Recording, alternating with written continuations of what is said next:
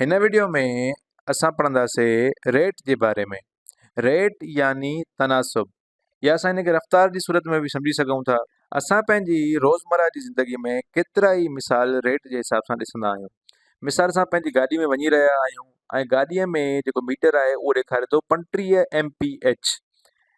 अच्छा, 35 MPH मतिलबु 35 miles per hour, मतिलबु असां कलाक में 35 मील जो सफ़र तय कयूं था पिया। असां एतिरी रफ़्तार सां या एतिरे तनासुब सां हली रहिया आहियूं ऐं इहो ई असांजी रफ़्तार आहे या असांजो तनासुब आहे ॿिनि अघनि जे विच में।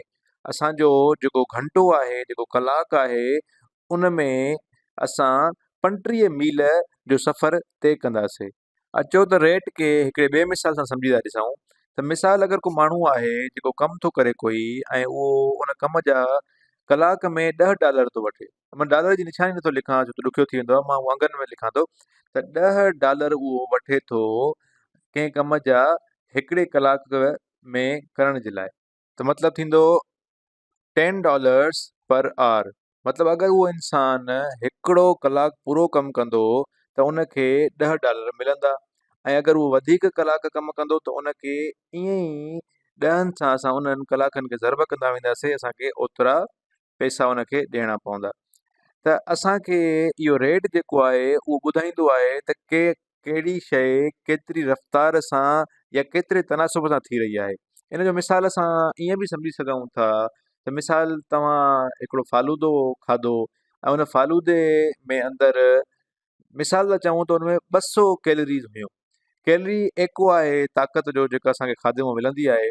त असां वटि उन फालूदे में 200 कैलोरीज़ हुयूं पर सर्विंग, मतिलबु हिकिड़े वटीअ में या हिकिड़े बाउल में। त अगरि असां 2 बाउल खाईंदासीं त असांखे 400 कैलोरीज़ मिलंदियूं। त इन मां असांखे ख़बर छा थी पवे, असांखे ख़बर पवे थी कंहिं बि शइ जे थियण जी रफ़्तार जी या उन जे तनासुब जी। त डॉलर्स जे मिसाल में सम्झूं या रफ़्तार जे मिसाल में सम्झूं या तवानाईअ जे मिसाल में सम्झूं, पर इहो रफ़्तार ई आहे या तनासुब ई आहे जेको असांखे सम्झणो आहे।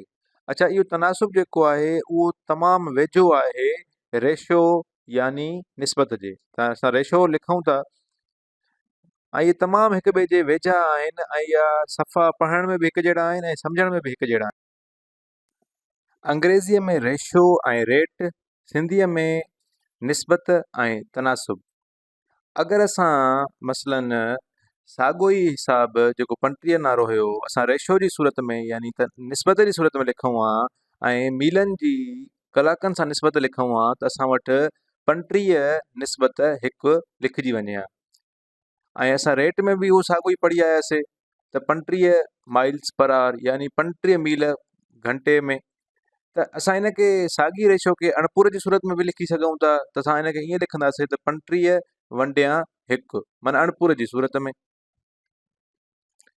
असां हिनखे अणपूर जी सूरत में लिखी सघूं था ऐं उनखे ख़ुलासो करे 35 मील पर घंटो या घंटे जे हिसाब सां बि लिखी सघूं था, या इन्हनि खे अलॻि करे 35 अलॻि ऐं उन सां गॾोगॾु माइल्स पर आवर यानी MPH या माइल्स हेठों जे घंटो अलॻि सां लिखी सघूं था। हिकु शइ सम्झी छॾियो त जेको तनासुब आहे, जेको रेट आहे, उहो रेशो जो मख़सूस या ख़ासि क़िस्म आहे। ऐं असांखे जेको तनासुब आहे, जेको रफ़्तार आहे, उन जी ज़रूरत छो महसूसु थिए थी?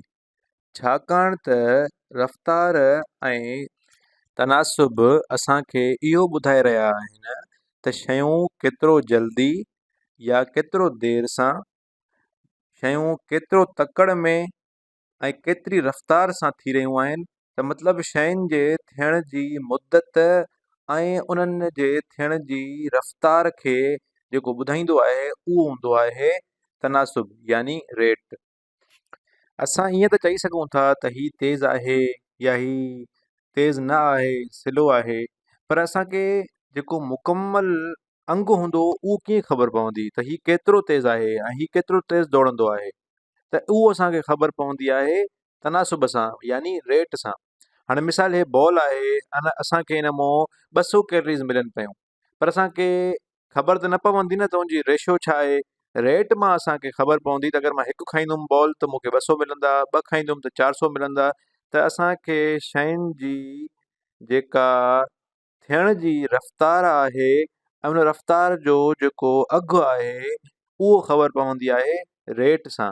ऐं केतिरो जल्दी ऐं केतिरो देरि सां शयूं थी रहियूं आहिनि, इहे सभु असांखे तनासुब यानी रेट ॿुधाईंदो आहे। रियाज़ी ऐं फिज़िक्स में केतिरियूं शयूं आहिनि जेके रेट सां थियनि थियूं। मसलन तेज़ी आहे, रफ़्तार आहे, या सर्किल जो जेको स्लोप आहे, उन जे लाइ असांखे रेट खे पढ़णु लाज़मी आहे।